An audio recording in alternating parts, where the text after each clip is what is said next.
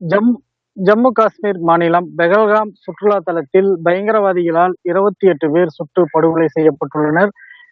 இந்த சம்பவம் நாடு முழுவதும் பெரும் அதிர்வலையை ஏற்படுத்தியுள்ளது.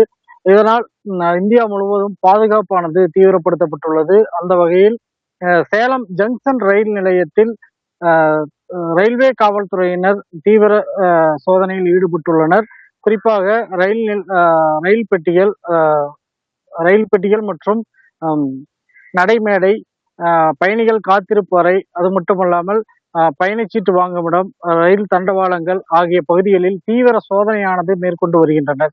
அதாவது மெட்டல் டிடெக்டர் மூலம் வெடிகுண்டு சோதனையானது மேற்கொள்ளப்பட்டு வருகிறது. ரயில் இருப்பு பாதை காவல் ஆய்வாளர் சிவசெந்தில்குமார் தலைமையிலான காவல்துறையினர் இந்த சோதனையில் ஈடுபட்டுள்ளனர். குறிப்பாக சேலத்திலிருந்து வடமாநிலங்கள் செல்லக்கூடிய, அதாவது சென்னையிலிருந்து வடமாநிலங்கள் செல்லக்கூடிய அனைத்து ரயில்களிலும் இந்த சோதனையானது மேற்கொள்ளப்பட்டு வருகிறது. இன்று காலை முதல் இந்த தொடர் சோதனையானது நடைபெற்று வருகிறது.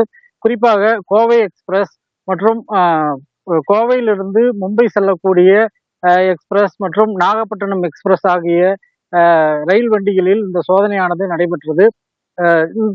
தொடர்ந்து சேலம் ரயில்வே கோட்டத்திற்குட்பட்ட அனைத்து ரயில் நிலையங்களிலும் இந்த வெடிகுண்டு சோதனையானது நடைபெற்று வருவது குறிப்பிடத்தக்கது.